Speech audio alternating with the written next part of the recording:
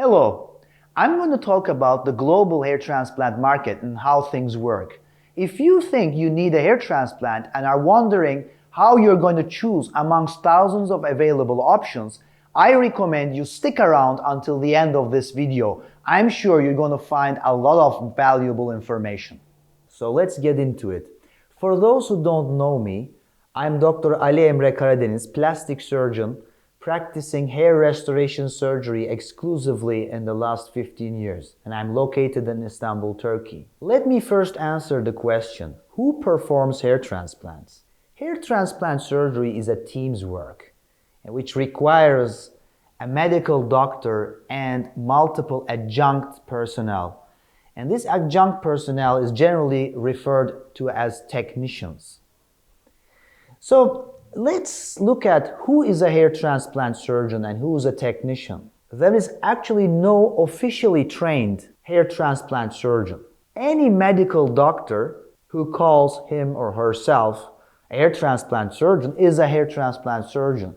Well, how do hair transplant surgeons actually learn doing these treatments?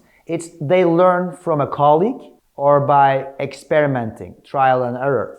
Hair transplant surgery is a very labor-intensive procedure. It takes many hours to perform. Therefore, it needs to be performed by a large team. The technicians do most of the work.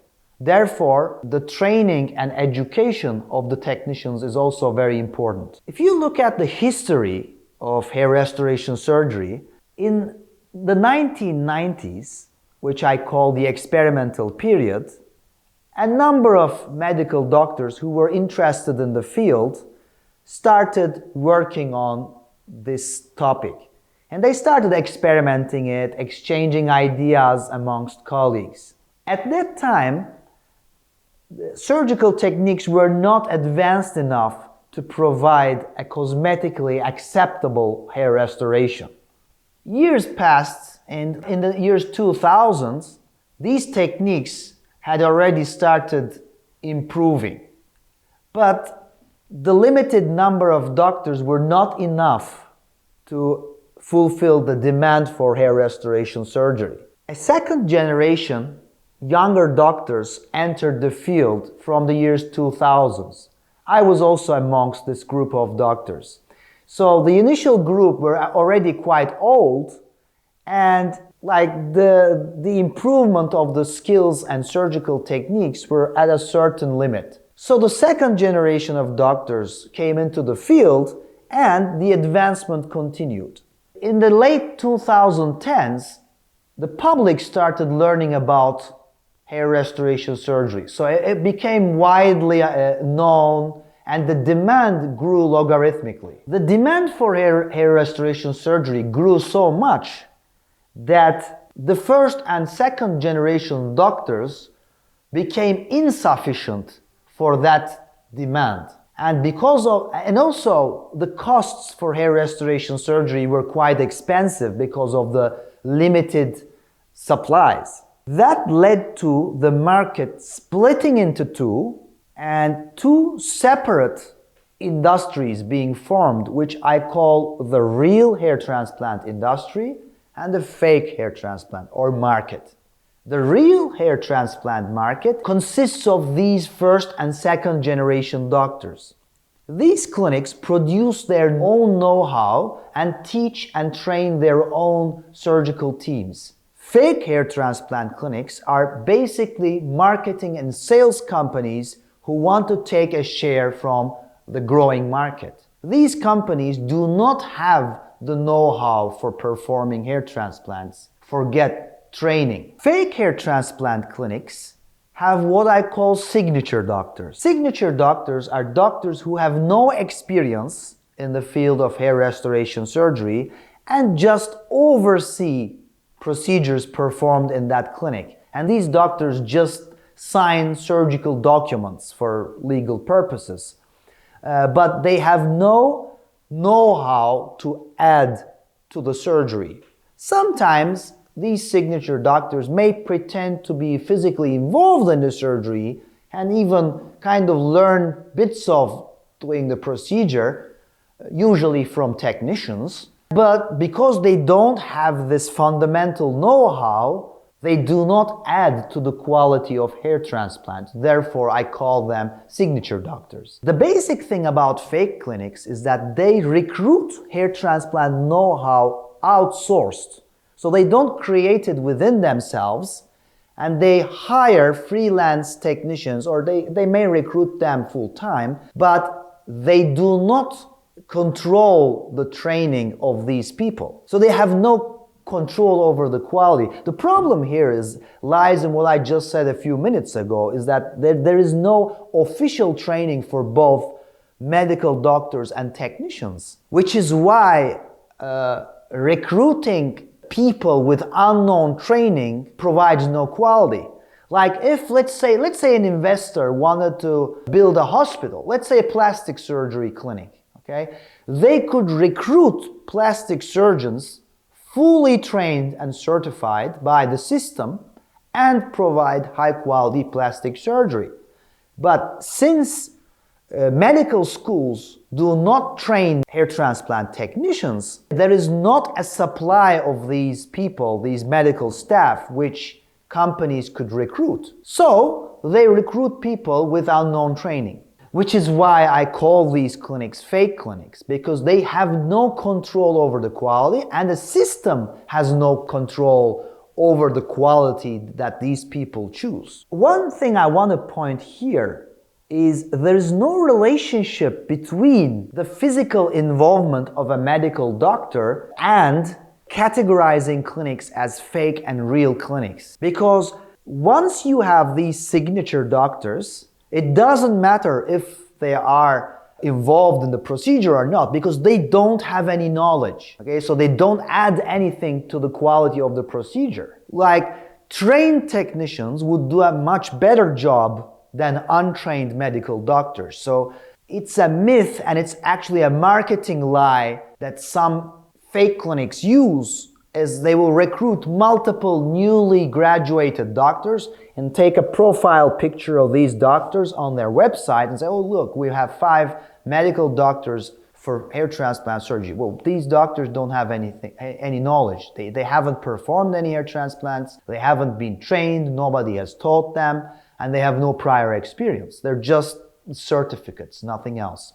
So you have to understand that the distinction between fake and real hair transplants has nothing to do with how many doctors actually work there or how much they're physically involved in the surgery. There could be a real hair transplant clinic where most of the work is done by technicians, but trained technicians. How do fake hair transplant clinics do marketing? So this is where you will understand more how to identify fake hair transplant clinics from real ones. When you look at websites or social media channels of fake hair transplant clinics, you quickly discover a few things. One is that these companies will mostly tend to emphasize a company name rather than the credentials of a medical doctor. Since these companies do not have a real hair transplant surgeon, there will be no hair transplant surgeon to put on the forefront. So these companies will either be led by a signature doctor. So in that case, you will see this doctor in the profile because it's led by the doctor. Of course, it would take a little bit of research to find out if this doctor is really one of these first and second generation doctors, which I will go into later. Or there will be fake clinics that employ signature doctors, which in this case, they will mostly not put these doctors in the forefront because it simply doesn't matter who these doctors are. The other thing is that fake clinics use what I call postmodern marketing. Postmodern marketing to me is making people ask questions you want asked. So you will provide the answers you want to provide. So in postmodern marketing, companies, obviously everybody knows that a candidate consumer is going to consult multiple companies and compare and choose from. So postmodern marketing wants you to ask questions to your competitors They want you to ask the questions they want asked. So the answer to the question will point at the company that is doing this marketing. This is what I call postmodern marketing. So let me give you an example. So a fake clinic will claim, let's say they have the newest and latest technology. Mind you, this is one of the main methods fake clinics use. They will market latest and newest techniques and technologies. Whereas in reality, the quality of a hair transplant doesn't matter on the techniques and technology. It matters on the training and skills of the surgical team. This is just like a good quality food, not depending on the brand of the knife or the saucer or the pan. It's the skills of the chef that's going to determine the quality. Fake hair transplant clinics will frequently market latest techniques and technologies. So when they do their marketing, let's see, one of these things they frequently use is they say, we're going to use sapphire blades. This is the latest technique and technology. So they will say, we use this technology and it's called sapphire blades. So they want you to ask other clinics, are you going to use sapphire blades? So once the question is asked, the company wins. No matter how the competitor answers that question. Because if I say, I don't use this, I don't use it because it's nonsense, but the customer doesn't know it. So when I say I don't use this, the customer will think, oh, they don't use the latest technology. So that's the trick. If I say I use it, then they're going to say, well, they copied from us. We invented sapphire blades and they're copying from us. So now I just become a company that's copying something or doing something that someone else invented. So no matter how the question is answered, it always points at who's doing the marketing. So this is what fake clinics usually do. Another difference between fake and real hair transplant clinics will be seen in the number of surgical cases done per day in that facility. Since, real hair transplant doctors are very small in quantity. Let me give you an example. I practice in Turkey, and there are approximately 2,000 hair transplants performed every day. But I would quantify the number of real doctors, maybe 10 or 20. So this means that 99% of the surgeries done, there is no real hair transplant surgery in the facility or in the surgery. So when you look at the number of surgeries done per day, since the people doing the surgery in fake clinics is what I call nobody or anybody from the street, they have no limit. They could do 50 surgeries per day or 100 surgeries per day, 30 surgeries per day. Whereas in real hair transplant clinics, even if most of the work is done by technicians, even if the surgeon is kind of partially involved physically in the surgical team, there's only a number of surgeries that can be done simultaneously with the involvement of this doctor. That would be maybe 1, 2, or 3 surgeries maybe a day, no more. So if you're seeing 20 cases per day in that facility, you should automatically understand that this is a fake hair transplant clinic. A frequently used argument by fake hair transplant clinics is they will do one hair transplant session, transferring the most number of grafts and complete the treatment. They know this is what the customer wants to hear. Whereas in fact, this is not the reality. The reality is that hair transplant surgery is a progressing problem. Plus, there is so much work to be done, it's rarely possible to complete the treatment in a single session unless the hair loss is very mild. So in most cases, multiple surgical sessions are required to get a decent job done. Plus, because of the progression of hair loss, there will be more sessions needed in the future anyway. So fake hair transplant clinics will emphasize or will say yes to all requests to do more done or all done in a single surgical session. Fake hair transplant clinics will frequently use arguments or put content on their social media and websites like the best doctor in the world award or the best health tourism company in Europe. If you see that this is a fake hair transplant clinic, because let's say prestigious scientific organizations will never give a doctor an award such as the best doctor in the world. You can get the best scientific study of the year, or you can get the best poster award, but you can never be the best doctor in the world. So if you see awards or award ceremonies like that, it's fake. Another thing is before and after pictures. So obviously patients looking for cosmetic surgery, looking for hair transplants, want to see before and after results to kind of feel, how much improvement they're gonna get. Unfortunately, this is misused.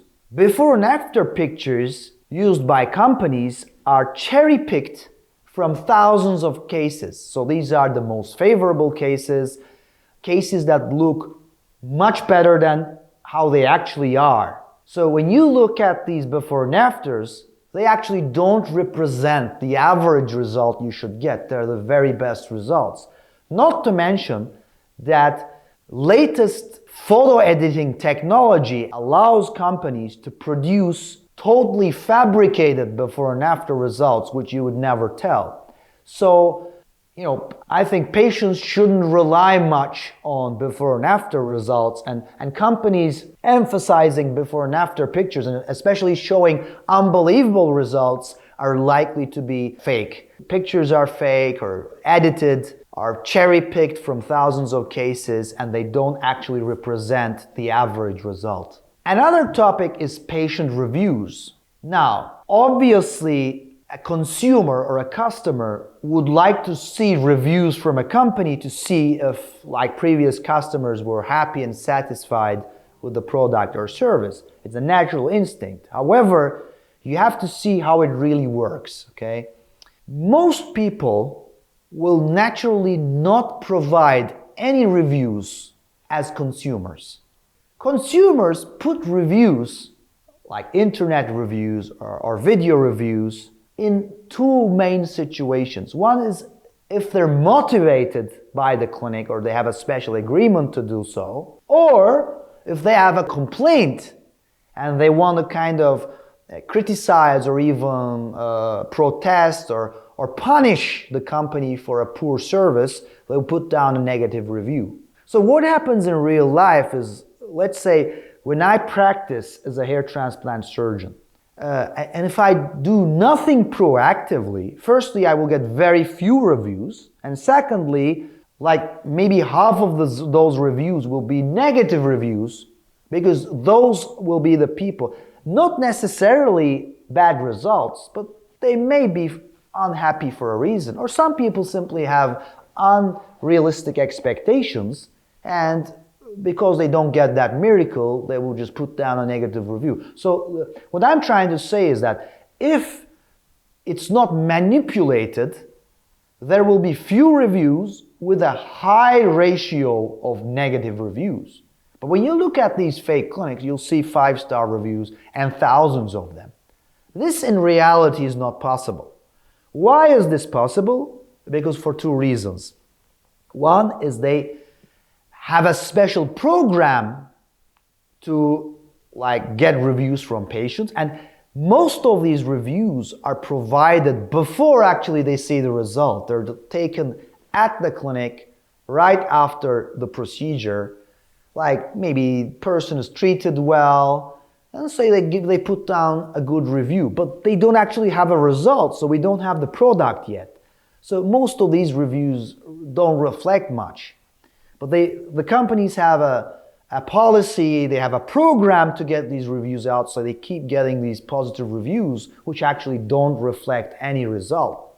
The other thing is they manage complaining patients, which is a good thing in a way, so they don't leave those people with negative reviews, but they will do anything to get those removed. So they can even pay, they can reimburse the patient, or give presents or free treatments. I'm not saying this is a bad thing, but they remove negative reviews which were there by managing the reviews. So they keep getting positive reviews, and whenever they have negative reviews, they manage those reviews. So you can't actually just look at reviews or the number of 5-star reviews and decide whether this is a fake or real clinic. Another thing fake clinics do is in order to come up higher on internet search, they will buy internet links.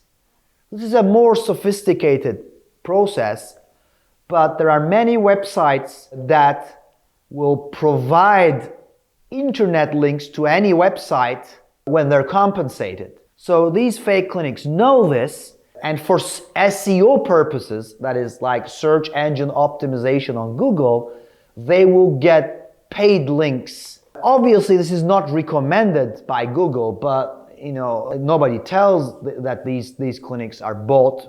So they keep recruiting internet links and they come up higher on keyword searches in Google. And so when you search main keyword, let's say you're interested in having a hair transplant in Turkey, and you type hair transplant Turkey and you click on Google, and when you see the first 2-3 pages, they're all fake clinics. None of the real clinics will come up on the higher searches because it's the fake clinics that will keep investing in these paid links, whereas real clinics will usually just be interested in doing good work.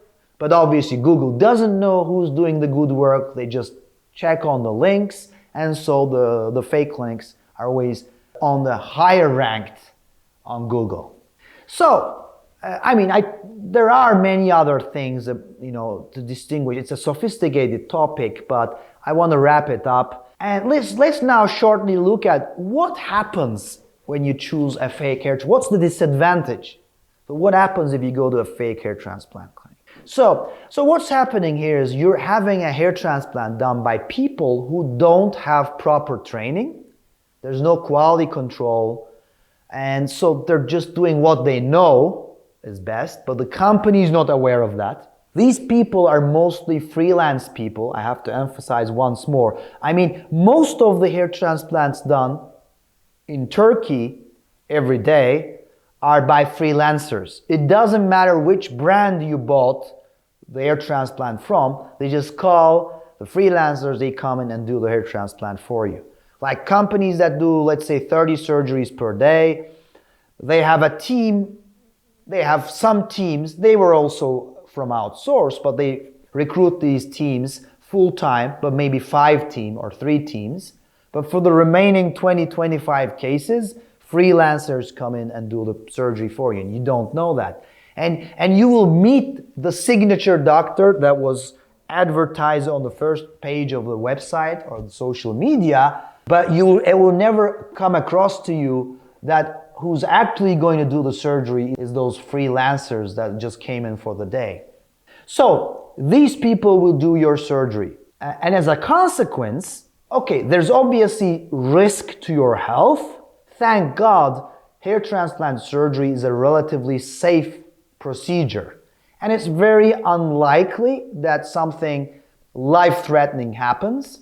The most risky part of a hair transplant is where local anesthetics are applied. And although rare, we see some fatal cases where a patient is lost. And most of the time it's due to either using these local anesthetics at too high doses.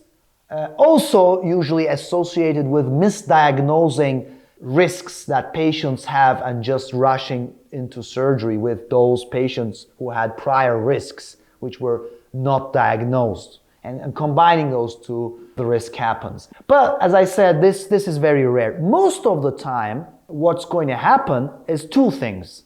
One is the design of the hair transplant is going to lead to unnatural results, so it's going to look unnatural. And second is donor hairs, which we take from the patient's back of the head, which we call the donor area. Donor hairs are going to be severely wasted during the procedure, which unfortunately you will realize, it's very difficult to realize, because you will only realize if your donor hair is wasted if you need another hair transplant, unless you need another, or unless you apply for a second hair transplant, you will not be aware that your donor hair was wasted. You may realize the unnatural appearance, but that also is a sophisticated thing, because like bald people will be happy when they're less bald, even if the design was not so natural. It may not be the patient's priority to complain about an unnatural design. Now that I summarized the global hair transplant market and how things work, I want to mention how one could actually find and choose a real hair transplant clinic, which is probably the most critical question. So let's look at this. The first thing to concentrate is, who is the doctor? Who is the doctor? What are her credentials? So this is what you have to look at. And to find that, which is not an easy task, I think the most reliable way is to look into scientific organizations, scientific events, and what this doctor is spending time on. What I'm about to say applies globally, but I think it's especially practical, or it's more specific for the Turkish market, since I practice in this environment, and since most patients firstly choose Turkey as a country because they think they're gonna get a good quality hair transplant for a reasonable cost. They first choose Turkey as a country, and then they look into which clinic to choose. So that's why I'm going to focus a little bit more on Turkey here. Yes, so the most reliable method in choosing a hair transplant clinic or hair transplant doctor is to look into memberships of scientific organizations and international boards. So there's two main organizations I want to mention here. Mind you, I have no conflict of interest. These are just memberships I'm mentioning. So I'm not a shareholder of any of those companies. These are non-profit organizations. The first one is the International Society of Hair Restoration Surgery, ishrs.org for the website. And the second one is the American Board of Hair Restoration Surgery, and that's abhrs.org, so you can check it out yourself. So the first one is a membership organization. It's a scientific organization that organizes scientific meetings, workshops, and educational events, mostly for medical professionals. So doctors who are active members of these organizations show an interest in, scientific events, learning latest, let's say, improvements in current science, sharing their experiences, sharing their inventions, their studies, giving scientific talks, and doing research. So if you compare that to, let's say, fake clinics, which are only interested in marketing, these organizations are non-profit organizations, and being a member of these organizations or being a part of these organizations have no marketing value. So you can immediately distinguish, let's say, medical professionals who prioritize advancement in medicine and science over marketing. ABHRS is a board certification. So this doesn't have any scientific events, but it certifies doctors. So it examines doctors. So there's written and oral examinations. It screens for surgical outcomes and surgical reports and how the practice setting is, and then gives accreditation to doctors that comply. So you cannot just pay and buy these memberships and certifications. You need to fulfill certain standards. And I would like to emphasize the value of being a part of these two organizations or being certified by these organizations, especially being a part of the Turkish market. Because let's say for a North American doctor, being American board certified could be pretty straightforward because these doctors are used to this system and it's physically close to them and they're very used to it. So it may not be as distinguishing as it is, let's say, if you look into the Turkish market, because if a Turkish doctor is American board certified, this tells you much more than, let's say, North American doctor, because this also shows that this doctor in Turkey is up to date on current science, travels every year 10,000 miles to North America or other sides of the world just for scientific purposes, is fluent in English language, so has high communicational skills, which is also certified by examinations, is adapted to the Western type of mindset. Because we have a very different culture in this part of the world. So being a part of these organizations is a proof that these doctors have a Western mindset and are adjusted to that way of thinking and practicing. So as you can see, being a part of these organizations is a significant feature and distinguishing factor, especially in Turkey and maybe some other Eastern countries as well. So if you look at these organizations, look at the ISHRS, you can check it out yourself. There's like websites that you can search for doctors in each country. There's a limited number of, I don't know exactly the current number of members, but let's say it's around 1,000 worldwide. So you can see how few the number is globally. And also, like, there's some member doctors that are not as active as others. So they're members, but they don't kind of fulfill some requirements. So doctors who are exceptionally involved in scientific events, they get a higher status called the Fellow of ISHRS, that is FISHRS. And you can search that as well. And if you look into Turkey, there are only 5 doctors like Fellow of ISHRS in Turkey, including myself. So like imagine there's like 2,000 hair transplant clinics in this country and there's just 5 doctors that are Fellow of the ISHRS. If you check the American Board of Hair Restoration Surgery, you will also find that there's just 5 doctors with this certification from Turkey. So you immediately narrow it down to 5. I'm not saying that every doctor that is not a member of these organizations or not certified are bad. I'm not saying that. But, you know, there's not many reliable criteria that like you can look at. And I explained in the past few minutes how tricky the market can be and how, you know, marketing is used to deceive patients. So this is why, if you ask me, it's the most reliable criteria is to look at these organizations, especially if you're looking for a clinic in Turkey. The other thing is that you could look at the doctor's, you know, past experiences and specialty. For instance, I'm a plastic surgeon. And plastic surgery has extensive prior training in doing cosmetic surgery and reconstructive procedures. So don't think it just as hair loss. You know, we get trained in treating burns, cancer, trauma, you know, all types of tissue defects. So there's like extensive surgical skills gained from that type of training, where versus if you look at some people who don't have specialty training or some other fields that don't relate to surgery or cosmetic surgery, you may think that, you know, being a plastic surgeon may be an advantage for performing hair transplants as well. Just to give you an example, there are only 5 doctors that are member and accredited by the organizations I just mentioned, and amongst them, I happen to be the only plastic surgery specialist. And as I said, plastic surgeons are only a small minority in the whole hair transplant community. And lastly, choosing from between those doctors, you could look at the preferences and content these doctors put out, and you will usually see these in the videos and the social media content. So you may think like all these doctors are good doctors, accredited doctors, but some doctors may suit you more than others for some specific reasons that you have. So if you watch the content of